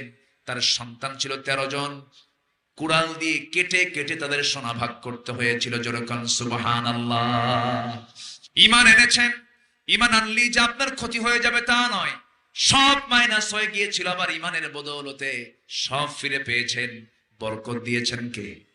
আসতে বলবেন না, বরকত দিয়েছেন কে? শর্ত হলো ভালোবাসতে হবে কাকে? আসতে বলবেন না, ভালোবাসতে হবে কাকে? নাম্বার 2 হলো মুহাম্মদ সাল্লাল্লাহু আলাইহি ওয়াসাল্লাম। নবীজি মদিনায় চলে আসলেন, বদর যুদ্ধের ডাক চলে এলো। বদর যুদ্ধের ময়দানে আমার নবীজি সাহাবায়ে কেরামকে যখন নিয়ে যাবেন বদর প্রান্তরে, সেই সময় বললেন, সাহাবীরা আজ কি হবে? প্রকৃতি ইমানদারের পরিচয় কেমন করে? হুজুর কেমন করে বলেন? কো সাহাবীরা, আজকে তোমরা তোমাদের বাপকে দেখতে পাবে, ভাইকে দেখতে পাবে, চাচাকে দেখতে পাবে, একই বংশের মানুষকে দেখতে পাবে। যাদের কাছে তোমরা মানুষ হয়েছে তাদেরকেও তোমরা দেখতে পাবে। তাদের বিরুদ্ধে অস্ত্র উঁচু করতে পারবে নাকি? সাহাবায়ে কেরাম সঙ্গে সঙ্গে বলছেন, ইয়া রাসূলুল্লাহ, আমাদের জীবন চলে যাবে, কিন্তু আমরা আপনার চাইতে আর পৃথিবীর কাউকে বেশি ভালোবাসতে পারবো না। একটু জোরে বলেন সুবহানাল্লাহ। আপনার চাইতে বেশি ভালোবাসতে পারবো না। আমার নবীজি সবে মাত্র মক্কা থেকে মদিনায় চলে এসেছেন। শিশু ইসলাম, মদিনার চিত্র অত্যন্ত শত্রু দিয়ে ভরা। মদিনার চতুর্পার্শ্বে বনু নাজির, বনু কোরাইজা, বনু কাইনুক, এই সমস্ত ইহুদির বাচ্চারা ষড়যন্ত্রগুলো চালিয়ে যাচ্ছে। এই ষড়যন্ত্রের মাঝেই আমার নবীজি যখন দেখতে পেলেন রমজান মাস, বদর প্রান্তরে কাফের মুশরিকরা সব চলে আসছে, কোরাইশা সব চলে আসছে মক্কা থেকে। আমার নবীজি বলেন, সাহাবীরা, কোনো উপায় নাই, বাতিলকে মোকাবেলা করার জন্য কে আছো? সবাইকে এক জায়গায় করলেন। মোটের সংখ্যা হলো 313। মোটের সংখ্যা হলো কত বলে? 313। এই 313 জন সাহাবী যে যুদ্ধ করতে গেছেন, দূরের মানুষদের বিরুদ্ধে না কাছের মানুষদের বিরুদ্ধে? আস্তে কর। দূরের মানুষ না কাছের মানুষ? অন্য গোত্র না নিজের গোত্র? নিজের গোত্র, নিজের এলাকা। কারো ভাই হয়, কারো চাচা হয়, কারো বাবা হয়, কারো নাতি হয়, কারো জামাই হয়। বদর যুদ্ধের ময়দানে আমার নবীজি যখন রওনা দিলেন সাহাবে কেরামকে নিয়া, আমার নবীজির সঙ্গে দুজন ছোট্ট বাচ্চা নবীর সঙ্গে ছিলেন। মদিনার একজন আফরার ছেলে, দুজন আনসার, দুজন ছোট্ট সাহাবী, মুআজ রাদিয়াল্লাহু তাআলা আনহু। তাদের বয়স ছিল মাত্র 11 বছর, 13 বছর। আমার নবীজি তাদের যুদ্ধে যাবার জজবা দেখে তাদেরকে তিনি অনুমতি দিয়ে দিলেন। দুজন চলে গেলেন, এই মিলে 313 জন সাহাবী হলো। বদর প্রান্তরে সাহাবে কেরামকে নিয়ে যখন সামনে দাঁড়িয়ে গেলেন, নবীজি যে জায়গায় দাঁড়ানো ছিলেন সেই জায়গাটা ছিল বালুর জায়গা। এখনো যারা মদিনায় গিয়েছেন, মদিনা থেকে 80 মাইল দূরে বদর প্রান্তর, সেই জায়গায় বালুর পাহাড়, পাহাড়কে পাহাড় সব বালু দিয়ে ভরা। সেই বালুর পাহাড়ের পাশে আমার নবী সাহাবে কেরাম কিনে দাঁড়ায় ছিলেন। হাঁটু পর্যন্ত পা গেড়ে গেল। বললেন, ইয়া রাসূলুল্লাহ, এমন যুদ্ধের ময়দানে আসছি, যে যুদ্ধের ময়দানে এসে আমাদের পাটা তুলতে পারছি না, আল্লাহর সাহায্য আমরা কামনা করি। আল্লাহর কাছে একটু বলুন। আল্লাহর দরবারে দোয়া মঞ্জুর হয়ে গেল। ওয়ালাকাদ নাসারাকুমুল্লাহু বিবাদরিন ওয়া আনতুম আদিল্লা। তোমরা অসহায় ছিলে, বদর প্রান্তরে আমি আল্লাহ তোমাদেরকে সাহায্য করেছি। আল্লাহ তাআলা সেদিন হাজার হাজার ফেরেশতা পাঠিয়ে দিয়েছিলেন। এই 313 জন সাহাবী যখন দেখলেন তাদের পাটা বালুর মধ্যে গেড়ে যাচ্ছে, আল্লাহ তাআলা আকাশে ঘন মেঘ জমা করলেন, এমন একটা বৃষ্টি দিয়ে দিলেন। বালুর জায়গাটা হলো শক্ত জায়গা। আর আবু জেহেলরা যেই দিকে দাঁড়ানো ছিল সেই জায়গাটা ছিল আঠাল মাটির জায়গা। আঠাল মাটিতে যখন বৃষ্টির পানি পড়ে, শক্ত হয় না পিছলা হয়? কি হয়? পিছলা হয়ে যায়। আল্লাহর সাহায্য শুরু হয়ে গেল। ওই বদর প্রান্তরে একজন সাহাবী দেখতে পেলেন, তরবারি হাতিনের সামনে দাঁড়ায় দেখতে পান তার নিজের জন্মদানকারী পিতার সামনে দাঁড়ানো। মনে মনে ভাবেন, হারে, আমার এই বাবার কোলে আমি ছোট থেকে বড় হয়েছি, কেমন করে আমি তাকে আঘাত করি। বাপ মনে করে তিনি তরবারি গুটায় নিয়ে তিনি ফিরে আসতেছিলেন। পরক্ষণই ভাবলেন না, কুল ইন কানা আবাউকুম ওয়া বানাউকুম ওয়া ইখওয়ানুকুম ওয়া আজওয়াজুকুম, এই আয়াতটার কথা তার মনে হয়ে গেল। সাহাবী করলেন কি, সঙ্গে সঙ্গে আবার তিনি তরবারি গুটায় না নিয়া তরবারি আবার উন্মুক্ত করলেন। বাবার দিকে তিনি ধেয়ে যাচ্ছেন, সংগ্রামীর মতো করে সামনের দিকে এগিয়ে যাচ্ছেন। বাপকে বাপ মনে করলেন না, বাপকে বাপ না মনে করে শিরকের প্রতীক মনে করে বাবার দিকে লক্ষ্য করে তরবারি দিয়ে তার গর্দান বরাবর মেরে দিলেন। মস্তক ছিটকে পড়ে গেল। নিজের হাতে নিজের বাপ দুনিয়া থেকে বিদায় হয়ে গেল। কিন্তু বাপ তো, সন্তান যদি দেখে বাবার মৃত্যু, কাফের হোক ইমানদার হোক, মন কি ভালো থাকে নাকি? আস্তে কর, মন কি ভালো থাকে নাকি? মনটা খারাপ।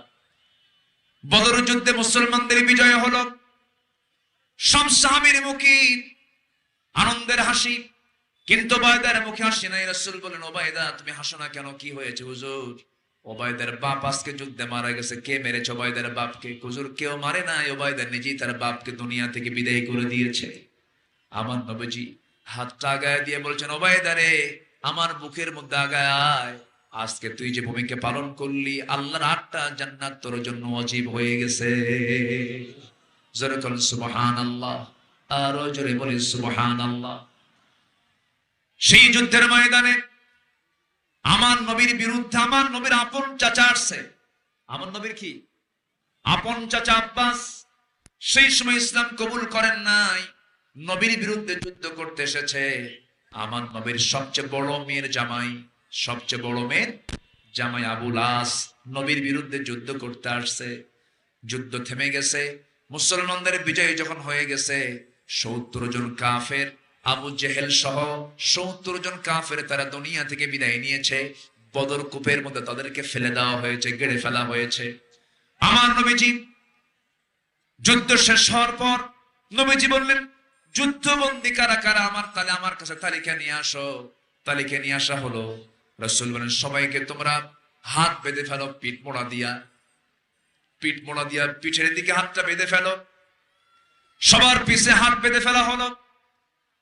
তাদের জন্য খাবার বরাদ্দ করো, খাবারও বরাদ্দ করা হলো। কিন্তু দেখা গেল সাহাবী রাসূলকে না বলেই আমার নবীর আপন জামাতা, বড় মেয়ের জামাই, তার হাত দুটো যখন বাঁধতে নিয়েছিল, দড়ির বাঁধনটা তারা ঢিল করে দিয়েছিল যেন কষ্ট কম পায়। আমার নবীর আপন চাচা, চাচা মনে করে তার দড়ির বাঁধনটা একটু হালকা করে দিয়েছিল। নবীজির কাছে এসে বলা হলো, ইয়া রাসূলুল্লাহ, সবার বাঁধন তো শক্ত করে দিয়েছে, যুদ্ধবন্দীদের একজনের দুজনের বাঁধন আমরা ঢিল করে দিয়েছি। কে কে? আপনার চাচা আব্বাস, আপনার জামাই বড় মেয়ের জামাই আবুল আস। খাবারের ব্যবস্থা আমরা করেছি ভিন্ন। কি করেছে বলো?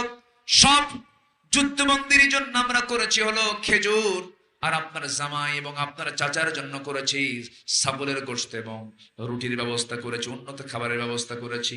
রাসূল বলেন, যুদ্ধনীতির সম্পূর্ণ খেলাফ কাজ করেছো। সবার জন্য যাই হবে, আমার জামাই আমার চাচার জন্য তাই হবে। আল্লাহু আকবার বলবেন না? যেরকম আল্লাহু আকবার, তাই হবে। আমার নবীজি বলে দিলেন। নবীজি বলার সঙ্গে সঙ্গে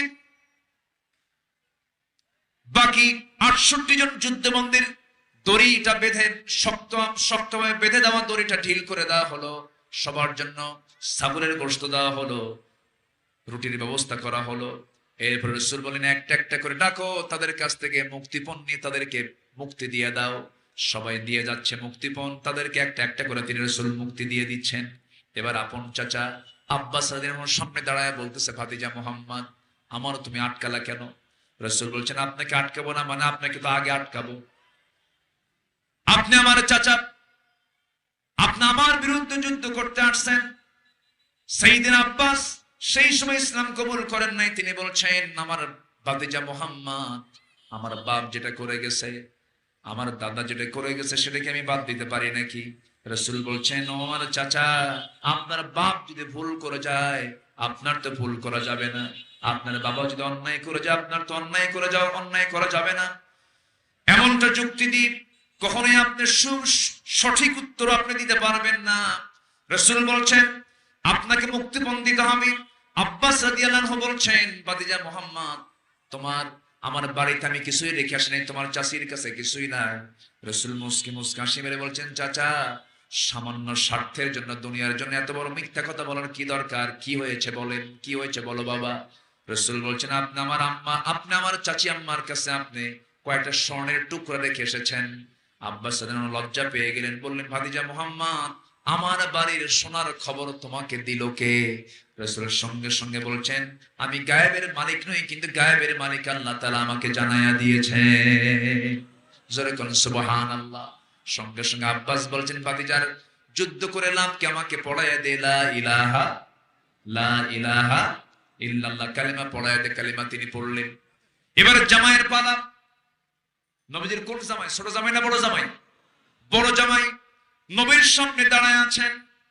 জামাইরা কত সম্মানের পাত্র, কিন্তু এবার ইসলাম মানার না মানার কারণে এবার হয়ে গেছে সেই জামাইয়ের হাতে কি? হাতে কি বলেন? রশি। তাহলে জামাই হলো সম্মানের, আর রাসূল সেই জামাইকে হাতে কি দিলেন? কি দিলেন? সম্মানের না অপমানের? অপমানের। দড়ি দিয়ে বেঁধে ফেলেছেন। বললেন, তোমার ঘরে আমার মেয়ে আছে, এটা বড় কিছু নয়, তোমাকে মুক্তিপণ দিতে হবে। আবুল আস বললেন, হ্যাঁ মুক্তিপণ দেব। মক্কায় খবর লাগাও। খবর লাগেছে, মুক্তিপণ চলে আসছে, একটা প্যাকেট। সে প্যাকেটটা রাসূলের সামনে প্লেস করা হলো। প্যাকেট খুলেই দেখেন একটা গলার হার, একটা গলার হার তিনি দেখলেন। সেই গলার হারটা দেখেই রাসূল কেঁদে ফেললেন। নবীর কান্না যখন বের হয়, সাহাবীরা কি খুশি হন? সাহাবীরাও কান্দে। রাসূল কান্দেন কেন? সামান্য গলার হার দেখে আপনি কাঁদতেছেন কেন? রাসূল বলছেন, জানো, এই গলার হার সাথে স্মৃতি জড়িত হচ্ছে আমার খাদিজার। আমার খাদিজার গলায় এই গলার হারটা আমি দেখতাম, আর সেই গলার হারটা আমার বড় মেয়ের বিয়ের সময় আমার খাদিজা তার গলা থেকে বের করে খুলে আমার বড় মেয়ের গলায় দিয়েছে। আমার সেই খাদিজার কথা বারবার মনে হচ্ছে, এই জন্য আমি কাঁদতেছি। সাহাবীরা বললেন, ইয়া রাসূলুল্লাহ, আপনি কাঁদলে কি আমরা ঠিক থাকি? এই গলার হার আমরা নেব না। রাসূল বলেন, তাই যদি হয় ঠিক আছে, নিও না, কিন্তু আমি আবুল আসকে বলে দিচ্ছি, আবুল আস, তুমি আমার বড় মেয়ের জামাই, কিন্তু ওলা কি বলে, ওলা তুনকিহুল মুশরিকাত হাত্তা ইউমিননা, কোন মুশরিকের ঘরে, কোন মুশরিকের ঘরে কোন ঈমানদার নারী থাকতে পারে না। আয়াত নাযিল হয়ে গেছে। আবুল আস, তোমার মুক্তিপণ হলো তুমি এখান থেকে মক্কায় গিয়ে আমার মেয়েকে আমার বাড়িতে পাঠায় দিবা। আমার মেয়ের সঙ্গে তোমার কোন সম্পর্ক চলতে পারে, কারণ তোমার ঈমান নাই, আমার মেয়ের ঈমান আছে। এই হচ্ছে ঈমান আনা। এই হচ্ছে কি ঈমান আনা। আমি কি কথা বলবো, কিন্তু বলবো কখন? সময় তো নাই, সময় তো শেষের দিকে চলে আসলো। ঈমান আনা। এরপর ওয়াজাহিদু বিআমওয়ালিহিম ওয়া আনফুসিহিম ফি সাবিলিল্লাহ, আল্লাহর রাস্তায় যারা জিহাদ করবে, এই দুইটা কাজ যারা করবে, আল্লাহ তাআলা বলছেন, উলাইকা হুমুস সাদিকুন, এরাই হচ্ছে আমার সত্যবাদী বান্দা। জোরে বলে সুবহানাল্লাহ। আমাকে না বলে উঠে যাচ্ছেন আপনি, এটা কিন্তু শৃঙ্খলার সম্পূর্ণ পরিপন্থী কাজ। আমাকে না বলে উঠে যাওয়াটা, যদি এখানে ফেরেশতা আছে না নাই বলেন তো? আছে। এই দেশে কি এমন মামলা নাই যে শৃঙ্খলা ভঙ্গের অভিযোগে মামলা? আমার দেশে আছে না নাই? এবং এই মামলাগুলো বিগত কয়েক বছরে কম হয়েছে না বেশি হয়েছে? বেশি হয়েছে। তো আল্লাহর ফেরেশতা এখানে আছে না নাই? আছে। তো সেই ফেরেশতারা যদি দেখে যে এই মাহফিলের শৃঙ্খলা ভঙ্গ করলো কারা কারা, আল্লাহর আদালতে যদি মামলা দেয়, কি সুবিধা না অসুবিধা? অসুবিধা। তাহলে আমরা কেউ উঠবো না। আমাদের শৃঙ্খলা ভঙ্গ করা যাবে না। কোরআনের শৃঙ্খলা রক্ষা করার দায়িত্ব একার না, সবার। সবার। যে যেখানে আছেন সবাই বসেন, আমরা দোয়া করব। দোয়ার পর এখানে মুখে আজান হবে, মাইকের আজান হবে না। মাইক আজান বহু আগে হয়ে গেছে। মুখে আজান হবে। মুনাজাতের পর আজান শেষ, নামাজ শুরু হয়ে যাবে। যাদের ওযু নাই, ওযু করবেন, নামাজ আদায় করে নেবেন। এখন দোয়ার দিকে আমরা যাব। কোরআনকে ভালোবাসেন কারা কারা? একটু হাত তুলে দেখেন তো। কোরআনকে ভালোবাসেন কারা কারা? কোরআনের আইনকে চান কারা কারা? একটু হাত তুলে দেখেন না। একটু হাত টেনে নাড়া দেন তো এরকম করে। আল্লাহ তোমার এই বান্দাদের এই চাওয়াকে পাওয়া করে দাও। জোরে বলি আল্লাহুম্মা আমিন। হাত নামান। এখন আমি সবার কাছে একটু আরজ করব, এই যে বিশাল আয়োজন, পোস্টার, লিফলেট, ব্যানার তারা যে করেছেন, আয়োজন করেছেন, প্রচার করেছেন, তাদের কিছু খরচ হয়েছে। এই খরচে যদি আপনি অংশগ্রহণ করেন, গুনাহ হবে না সওয়াব হবে? তাআওয়ানু আলাল বিররি ওয়াত তাকওয়া। ভলান্টিয়াররা ব্যাগ নিয়ে ভিতরে নামবে। যারা যারা হাত তুলেছেন নিজ নিজ দায়িত্বে সেই ব্যাগে আপনারা যে যা পারেন সবাই দেবেন ইনশাআল্লাহ। জিকির করে সুবহানাল্লাহ। ভলান্টিয়ার কোথায়? ভলান্টিয়ার এই যে দ্রুত গতিতে নেমে যান, যে যা পারেন আমি সবাই দেবো। জিকির করে সুবহানাল্লাহ আলহামদুলিল্লাহ। মাদের ভিতরে ভলান্টিয়ার যারা আছেন তাদের মাঝেও ব্যাগ আছে, যে যা পারে আমরা সবাই দেওয়ার চেষ্টা করবো ইনশাআল্লাহ। জিকির করে সুবহানাল্লাহ। একটু মিষ্টি করেন, আওয়াজটা আমার কাছে কেমন যেন একটু সুন্দর করেন। জিকির করে সুবহানাল্লাহ। কে কে? ও এখানে আছে আল্লাহ। এখন এখানে তো নাম নাই, এখন এখানে নাম তো আমি দেখিনি, বুঝে নাই। আচ্ছা, এখন আসর নামাজ পর না, আসর নামাজ পর এখানে একজন শিল্পী আসবেন। এই যশোরবাসীর অহংকার আমার অত্যন্ত কাছের। এখানে পোস্টারে নাম না থাকার কারণে আমি বুঝতে পারিনি, এখানে নামটা নাই তো আমি বুঝিনি। উনি আসবেন, উনি ইসলামের সঙ্গীত আপনাদের সামনে পরিবেশন করবেন। অ্যাডভোকেট রুকুনুজ্জামান, সবাই আসবেন ইনশাআল্লাহ, সবাই থাকবেন। নামাজের পরে এটা আমরা এখন দোয়ার দিকে যাব। ব্যাগ যাচ্ছে, সবাই ব্যাগে কম বেশি যে যা পারেন সবাই দিবেন।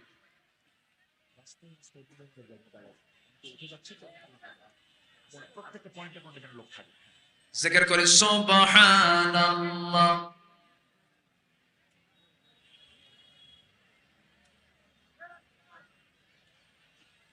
চাইলেই লোক দেবে না, একটা লোকও কিন্তু ওঠে নাই, চাইছি।